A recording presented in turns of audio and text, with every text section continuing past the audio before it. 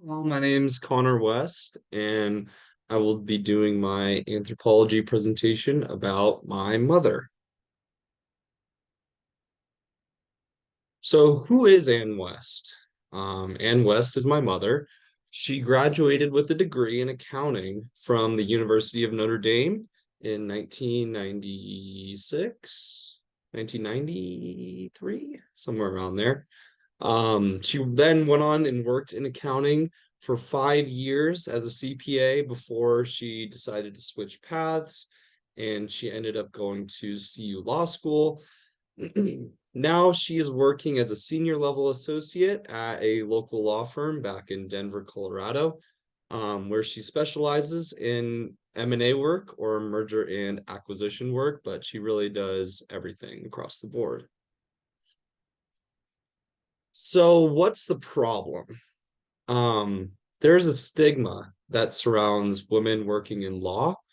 Um, this can lead to a sense of bias when being approached by clients or approaching clients.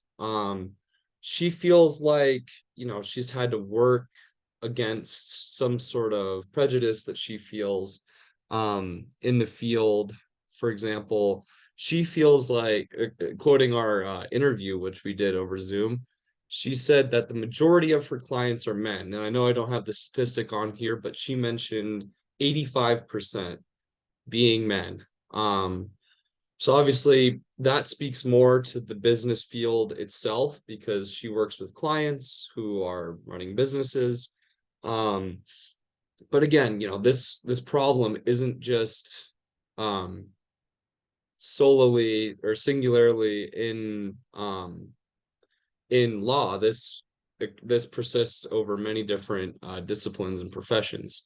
She also, quoting our interview, said, "Our firm rented a box for the NCAA basketball tournament 5 to 7 years ago, and their firm invited clients, but she was not included. And the members of her firm who did get to go were all men. No women were able to go to this NCAA tournament, schmooze up clients.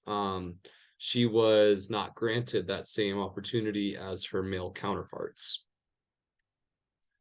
So, what anthropological lenses was I looking for when I was going through this interview? Well, there are three that stood out to me. The first being the social construction of gender.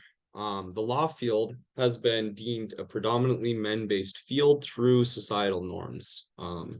Society has concluded, and the societal biases in the profession of law has a male dominant population. Um, Gender stereotyping being the second. Men will stereotype my mom as, quoting from our interview, a paralegal, even though I draft complex agreements for them. So my mom is doing the work for her clients, representing them, and emailing with them, and they don't even know that she's the one who's doing the work for them. They just have this automatic assumption that she is a lesser position than she's already in. She also mentioned this has happened to many of my female lawyer friends in this office, and even with clients who are similar of age to her. Um, so, this isn't even some generational issue. This is just throughout the entire field itself. The final lens that I was going to look at was gender stratification. Men will assume a woman cannot be in the same position as them. For example, just they have more power than women in the legal base. And this obviously just isn't true. I mean, you both get a JD in law from a law school, you pass the bar, um, and you're both working to as lawyers in similar work. So why should my mom's story matter? Um, Women being prejudiced against in high status jobs such as business, STEM, or law is something that needs to change. This isn't this is 2023. More women are getting opportunities in these high status jobs, you could say, but there's still this inherent bias that is stemmed deeply into our history. There are obstacles in the professional world that women need to overcome. My mom has been working in law for over 20 years, and she had to overcome these social boundaries, these prejudices, biases, discrimination.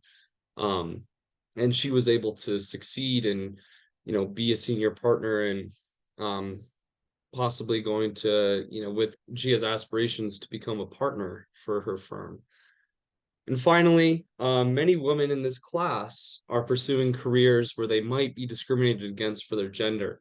And I just wanted to share this story as an example of someone who had to fight their way through discrimination, fight their way through um, a men-biased career, and was able to find success. So, if there's anything I would like people to take away from this is just that if you're good at something, if you stay true to yourself, you will be able to find success in whatever your future career plans are.